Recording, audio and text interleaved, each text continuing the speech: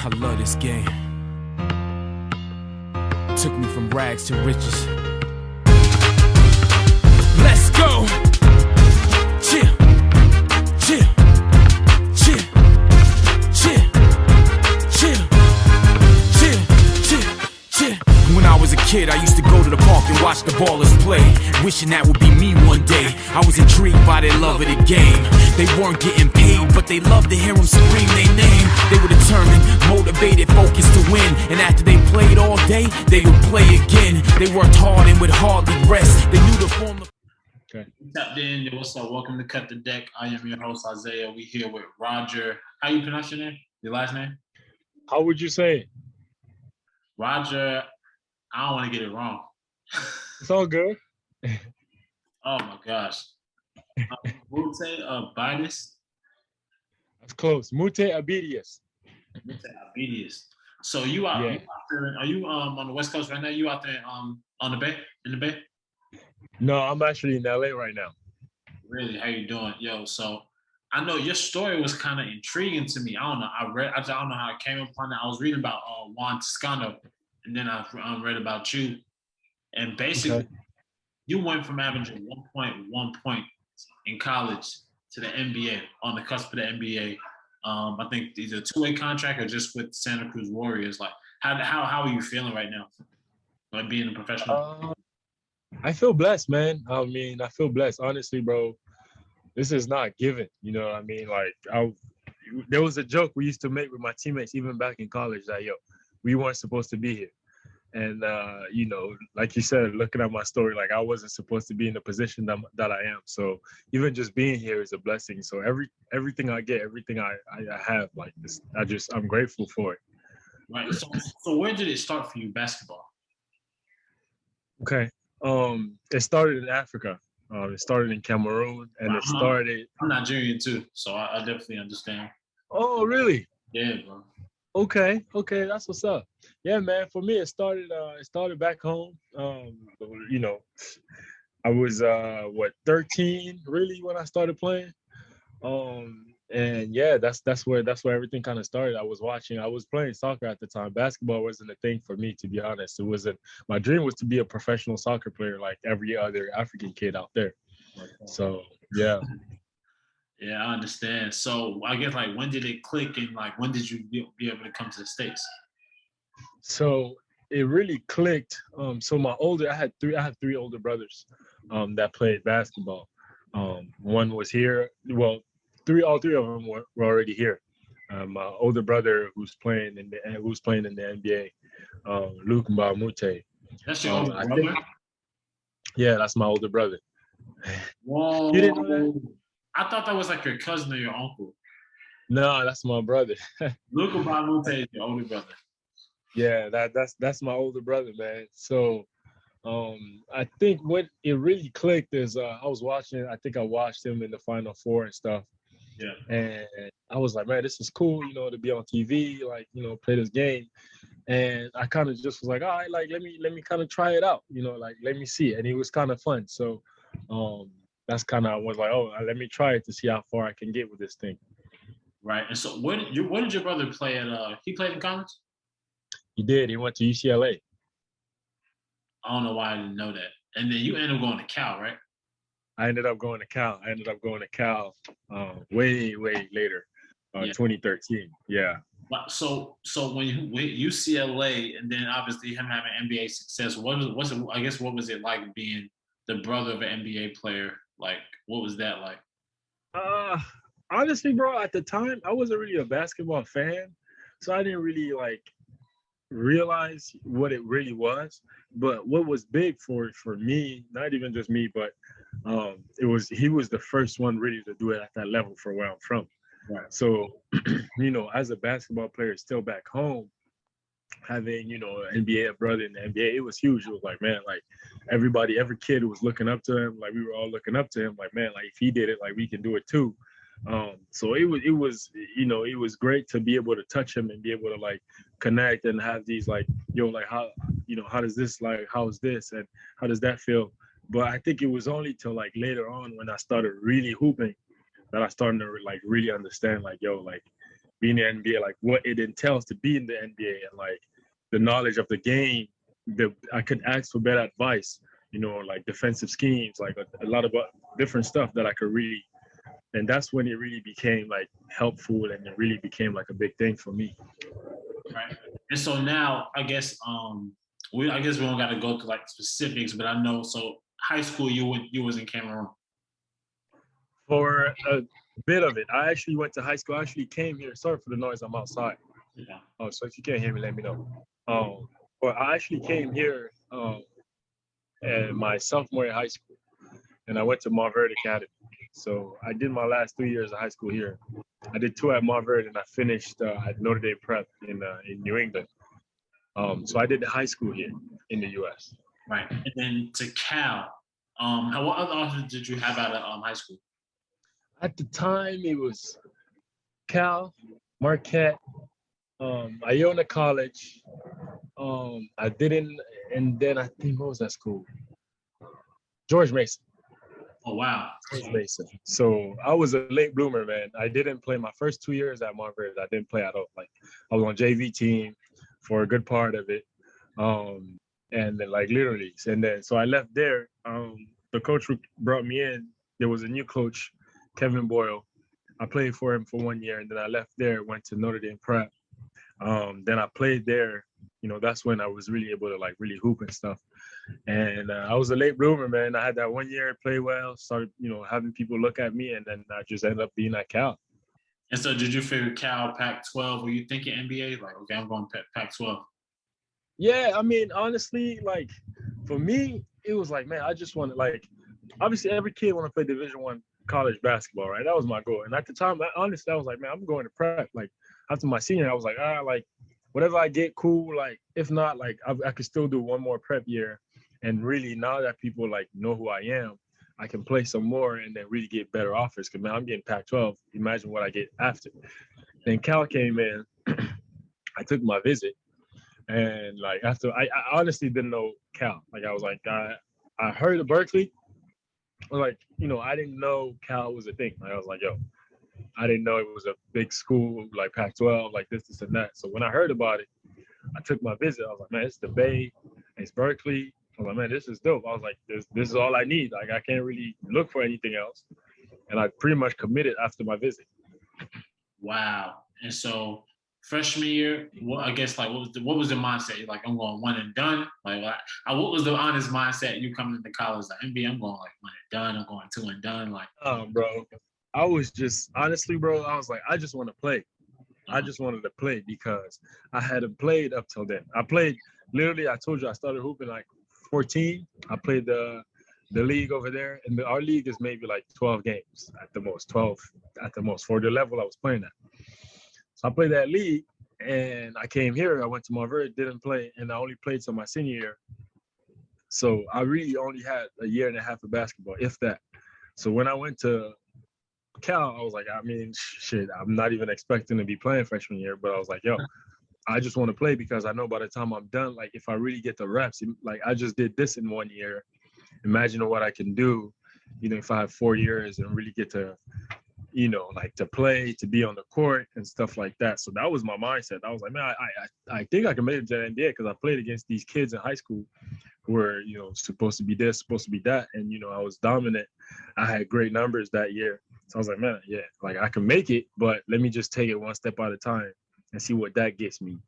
And if it's in the picture, then we'll take the next step. That's kind of what it was going into my freshman year. And so as sophomore and junior year went, what was you thinking? Like, this might not. Like, what was you thinking? I'll be honest with you, bro. It was never like, all right, like I never had the mindset that, it might not happen because it was never really my goal like that. Like you gotta understand, like I grew up not playing basketball. I grew up playing soccer. Right. So when I started hooping, really, it's, I started seeing the league. Oh man, it's cool. Like I want to make it there, but I was like, I don't know. Like I was like, I don't know if I could make it there. But what really, there was a lot of things that happened in college. There was a coaching staff change. There was a lot of different things that happened. So obviously when something like that happens, as a kid, you always like, oh man, like I gotta bounce. Like you want to transfer, go somewhere else. I decided not to do that. I wanted to stay at Berkeley because the education was exactly the education was huge for me. I was like, yo, like I want to get this degree so I can go to another school because I knew I could play because I might have not played in the games, but in practice the guys I was going against were NBA caliber player, and I was competing against them, and I was hooping, and even in the off seasons. You play in the off season. Like I live in LA, so I come to LA, I play against pros, and I play well against pros. So I was like, yo, I knew where I stood. I knew where my game and my potential stood, and I had got some good feedback at the time from people around that I play, like NBA scouts and all these other people, about the potential that they see to where I can get to. So in my mind, it was like, yo, I know I can play. Like a lot of people are telling me that, yo, you got this potential, and like I see myself going against these guys, like I'm hooping. So I was like, like that could happen. Well, I wasn't getting put in the game. I wasn't getting the minutes. And even when I was getting in the games, it was like confidence issues. There's not enough reps, haven't played enough, like all these other things that kind of go in the mix. But my mindset was always like, man, like, let me see, like, let's see what happens. You know what I mean? Let me see what happens. Wow. So now senior year hit. I guess because I kind of wanted to get to this part. 1.1, like when you said, did you say like, dang, like, but did you feel like a failure looking at the points? Because I read your story and it's amazing. Because I tried to read the article. I couldn't read all of it because it was like behind the paywall. I was like, man, it sounds so interesting. But now I get the full story from you. So when you say, so I guess when you look at your college averages and I guess that meeting with the coach after your senior year, what was that meeting like? I guess when you started thinking about what's next. There was a lot of like after my senior year, there was a lot happening because my coach had just resigned, took a job at another school. So another coach came in, but I was done. So my 4 years at Berkeley, there were 3 different coaches. But for me, like I didn't look at myself as a failure, and there's nothing I regret from my college career. Like my numbers might not show it, but like I put in the work. Like I was excited about where my game was from where I began at Berkeley and where I was. You know what I'm saying? Like that's what I was like. I was happy about because I had to deal with a lot of stuff. Like I had to deal with a lot of battles. Like like get my confidence up, like get my game up, get like fight against like pressures and a bunch of other stuff. So I was satisfied. There was a lot of things that, man, I was like, yo, there was a lot of things I couldn't control. Like me being put in the games, like I couldn't control that.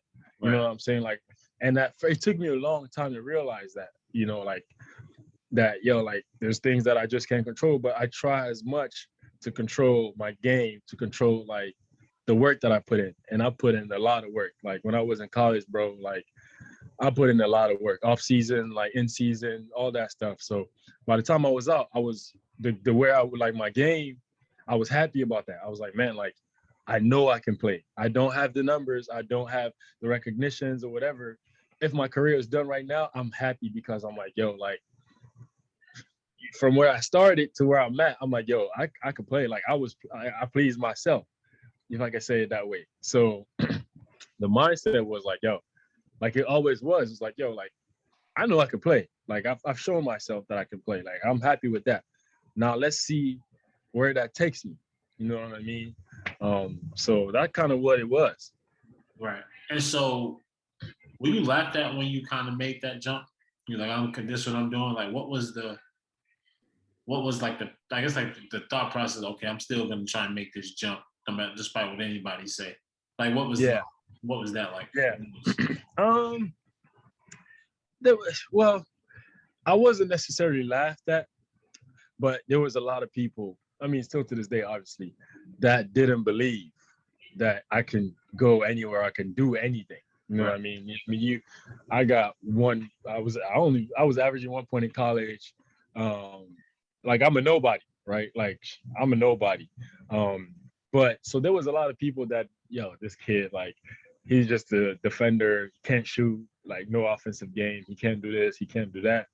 So I was like, yo, like I knew what I could do, you know, there was a lot of people around me that knew what I could do. And I think that's what helped me a lot. And coming back to, you know, having my brother having been at that stage, and not even only him, like I had two other brothers who hooped, you know, and they both played Division One. One played at Ryder, and the one played at Texas Tech and UC Santa Barbara. So they didn't make it to the NBA. So I was able to learn from their mistake, and they would, you know, tell me like, yo, like this is where I did wrong. This is what, you know what I mean? So I had them in my corner. So I didn't care about what other people were saying about my game or about my, you know, what I was trying to do.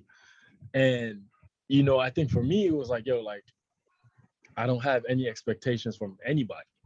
You know what I mean? So it was cool to be like, yo, if I don't make it, shit, like, don't nobody gonna be like, oh, he fell, he a bust or whatever. It's like I wasn't supposed to be here anyways. Exactly. You know what I mean? So that's kind of what it was, bro. And it kind of made things easy. It kind of made at times it was hard because, you know, you are a nobody. So especially in the G League, especially in the NBA, sometimes it's difficult, right? Not having a name, not having that recognition compared to other kids who, oh, this guy got drafted, or this guy's Exhibit 10, this guy's this guy's that. Sometimes it's very difficult, but nah, man, I was cool. I battled through that. So now the fun part. So how does it work when you're a senior? Do you send that paper off to the NBA? They send it back, and then you find an agent. Like what's the like? This is the fun part. This is what I wanted to get to. That process of entering the draft. What is that? So it was great because what happened was because I was at Cal, you know, we had Jalen Brown, Ivan Rabb, Jabari Bird. We had a lot of NBA players on my team around the time I was there. So there was scouts in the gym. Right. And, you know, when the scouts come, they come to practice. They watch you shoot before practice, after practice. They watch you play at practice. So even if I wasn't seen in the games, scouts were watching me, right? Like I had scouts looking at me and knowing who I was and knowing some of the things that I could do from the times where I was, you know, busting ass in practice, that I was making shots just like on the side or whatever.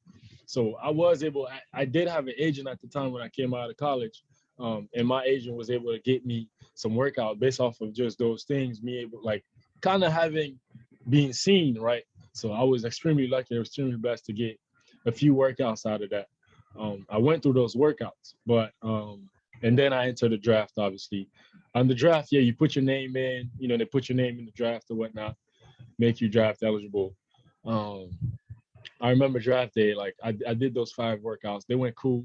Maybe like 3 of them, like I was just there to just be there. You know what I mean? Like they weren't really looking at me. Like, and that's when you do pre-draft, a lot of times it's like that. Like they're trying to get another guy. They just kind of bring guys just to work out, you know.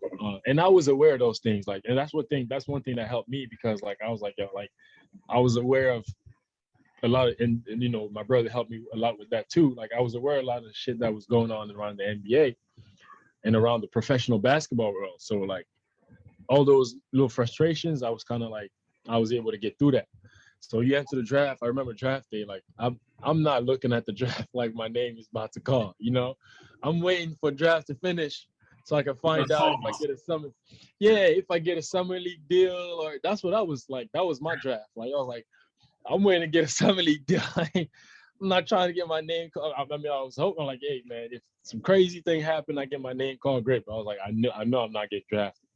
So that happened. Summer league, I didn't get no call for summer league, so I was in LA just working out in the gym. And then the way I got my first deal is one of the assistant coaches from the Toronto Raptors. I was working out here against playing and going against the guys from the Raptors, the Norman Powells and those dudes. And I was doing my thing. I was playing well. And the coach was like, oh, who's this kid? And, we want him on the team. And I kind of just went from there.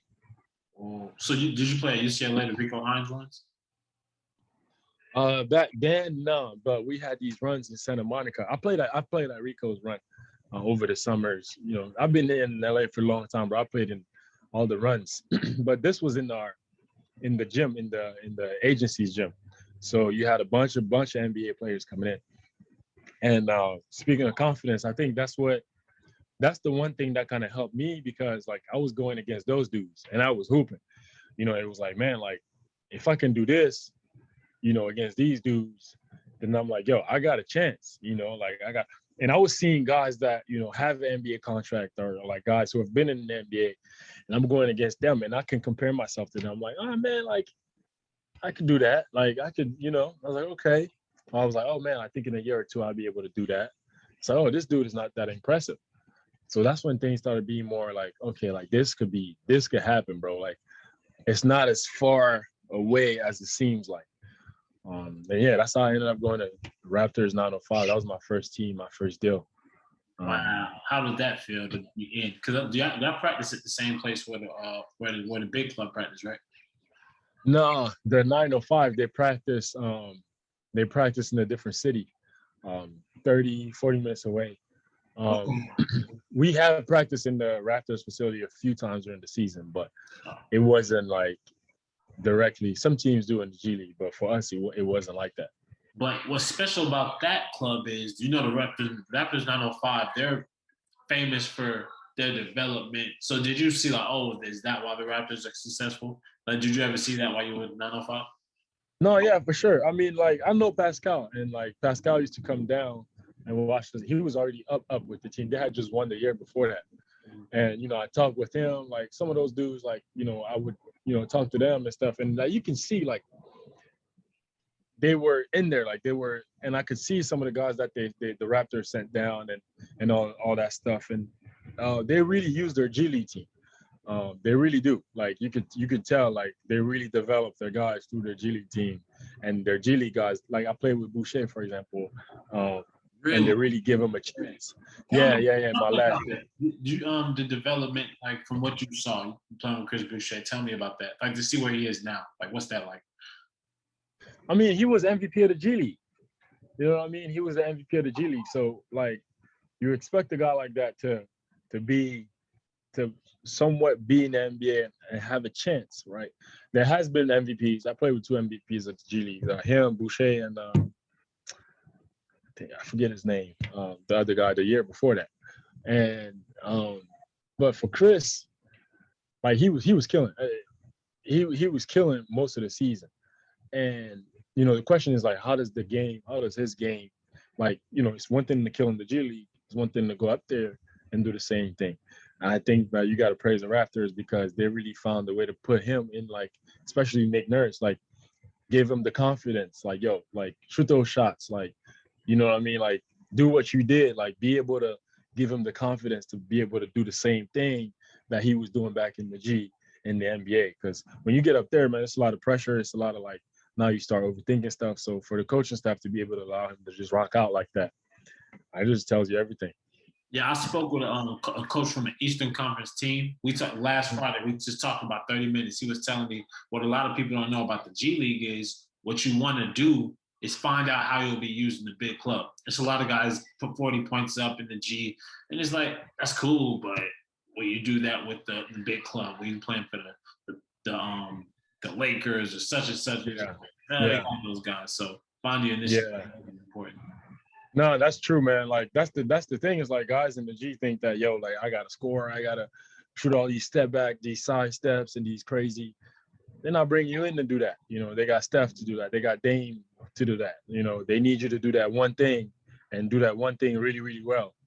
And then maybe a year from now or maybe every other game or whatever, you might get a chance to do that and you work up from there. But yeah, you're not coming in to just rock out like that. Yeah, is the G League fun? It's just basketball. I don't know why you get this bad rap. Like, just hoop or just get some reps. Yeah, I think the bad rap comes from the D League, right? That was one. I think it stems from the D League because, you know, people had the idea that the D League was just this grinder league, like, you know what I'm saying? Like, just people go and play like AU.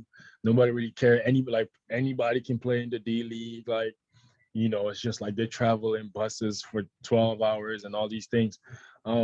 So I think it's still, people still have that same mentality. But man, like the G League, it's not what it used to be, man. Like, I think me personally, it's the second best league in the world, just talent-wise. Like, besides the NBA, you can't name me another league in the world with more talent than the G League, right?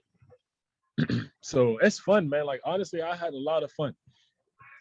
Especially because now things are getting better. They're putting a little bit more money. The facilities and a bunch of stuff are getting a little bit better. And just if you with a good organizations, which I've been lucky to be with, some good organizations, it's fun, bro. I'm not even gonna lie to you. Like it's fun. So now, Santa Cruz, they acquire you from Run 905? No, so after the 905, I went to RGV, Houston. which is the Rockets team. Yeah, I was there. We won the championship. After that year, I came back, which was this past season. I started the season with RGV. I actually ended up getting cut in the middle of the season, like 10 games after 10 games. Yeah, that's how the G League is, bro. I mean, basketball in general. And I was actually playing really well. I think at the time I was averaging 12 points, 12 and 5, 12.5, like 12.5 rebounds as a starter. And I got cut. I spent a lot of time at home, and then I got picked up by Santa Cruz. And, that's when I went up there and was hooping with them. So what was that like? So did you like Santa Cruz? Man, I loved it, man.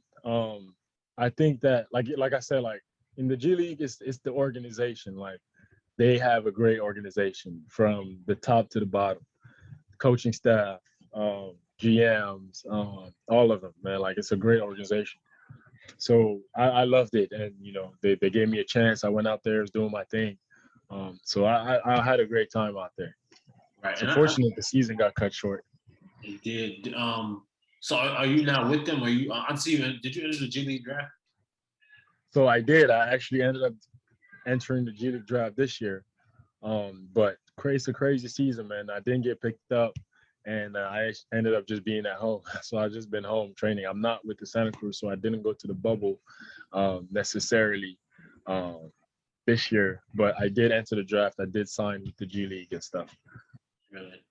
So Yeah. you ever play in the Winter Showcase? Yeah, I did.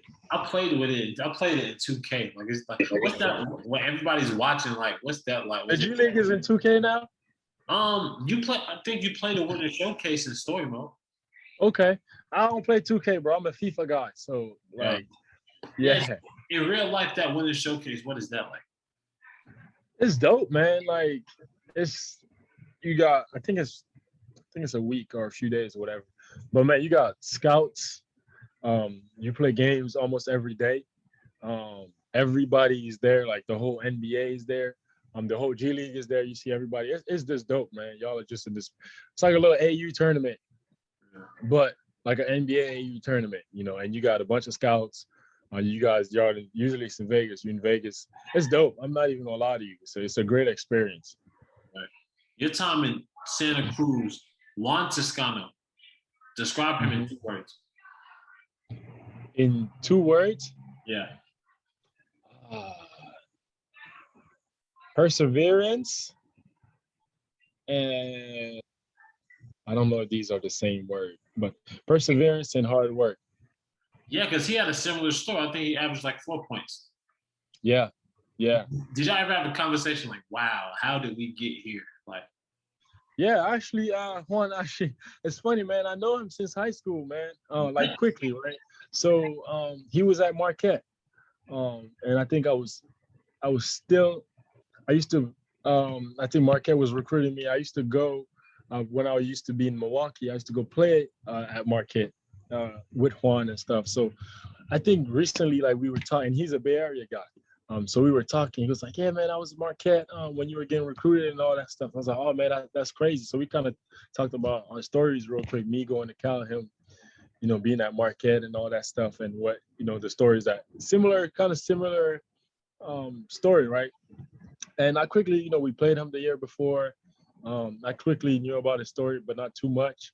But from watching him up close, man, I'm so happy for him, man. I'm, like a guy like that to be in a position that he's in, man. I know he put a lot of work in, and it took a lot of failures and it took a lot of small wins. So I'm extremely happy for him being in a position like that. That's crazy, man. So that never give up is real, huh? Yeah, man, it's real. I think that it's about small wins for me, at least. It's about small wins, like, and you give yourself those small wins, right? I'm a big believer in God and stuff like that, and also like you just hope that if that's your path to be on, then that will just happen. And somehow it just sometimes you do your part, you work. The small wins that I'm talking about is like, hey man, if maybe you couldn't make 5 shots in a row yesterday, a month from now, oh dang, now you're making 6 in a row, right? Just that right there, it's like, oh man, like at least I'm doing something, even if you're not, signed in the NBA team, or even if you're not where you think you want to be, but you're like, man, at least I'm getting better at this basketball thing. And I think when you do that, and obviously you play some places, things kind of just happen. And if that's your path, like Juan, for example, you get put in that position, you get put in some opportunities, and you seize those opportunities because you went from 0 to 6 in a row. So it's about those small wins, yo. Yeah, definitely. Yeah, I don't know. I guess that was the way to close it, but then I guess that is real. Like it's cliche to say never give up on your dreams. Yeah. You went from 1.1 to the NBA. Then obviously, and Juan, he went from 4 points to the NBA. I don't know, bro. That because I don't know. That's crazy in itself. I know right now Yeah, it's man. kind of hard to. It's kind of hard. I know you're not with someone right now, but it's coming soon. The summer league should be coming back. Yeah, I think the summer league is gonna come back, and I'm gonna play in the summer league. I'm not, this season it was kind of crazy. The G League was what 15 games, for example. So this season was kind of crazy. Even if you look at the draft, some of the names that were in the draft and guys didn't end up getting picked up. Like you got NBA veterans, for example, right? So I think nobody's really too worried about that right now. But I'm excited for summer league, for what's coming up. I think that it's gonna be good. How are you? How's training going? Training is good, man. I'm getting small wins every day, bro. I'm just working out, getting better, man. That's all it's about for me.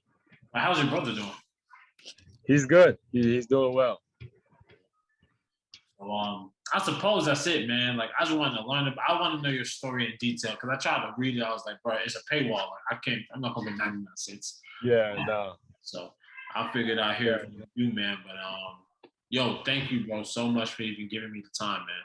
No problem, Zay. I appreciate you reaching out, man. I think keep doing what you're doing, bro. I love that you sharing people's story, and I appreciate you reaching out. So good luck with you, man. Thank you, man.